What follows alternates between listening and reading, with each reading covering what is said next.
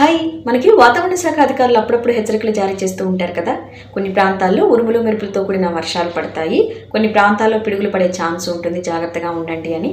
అంటే అసలు ఈ పిడుగులు ఎలా ఏర్పడతాయి ఈ వీడియోలో చూద్దాం. అత్యధిక ఉష్ణోగ్రతలు ఉన్నప్పుడు నదులు, సముద్రాలు, చెరువుల్లోని నీళ్లు ఆవిరై పైకి వెళ్ళినప్పుడు చిన్న చిన్న మంచు కణాలుగా ఏర్పడతాయి అన్నమాట. అవి ఒకదానికొకటి ఢీకొన్నప్పుడు విద్యుత్ ఉత్పత్తి అవుతుంది. అలా విద్యుత్ ఉత్పత్తి అయిన మేఘాల కింద రుణావేశం అంటే నెగిటివ్ ఛార్జ్ ఉంటుంది. మన భూమి ఎప్పుడు పాజిటివ్ అంటే ధనావేశం కలిగి ఉంటుంది. ఈ ధనావేశానికి ఈ మేఘాల కింద ఉన్నటువంటి నెగిటివ్ ఛార్జ్ ఎక్కువగా ఆకర్షితమై చాలా షార్ట్ కట్లో చాలా వేగంగా దూసుకొని వస్తుందన్నమాట. దీన్నే పిడుగు పడడం అంటారు. సో అందుకే వర్షం పడ్డప్పుడు చెట్ల కింద ఉండొద్దు అంటారు. చెట్లు విద్యుత్ వాహకాలుగా పనిచేస్తూ ఉంటాయి కాబట్టి చెట్ల కింద ఉండొద్దు, పిడుగు పడే ఛాన్స్ ఉంటుంది అంటారు.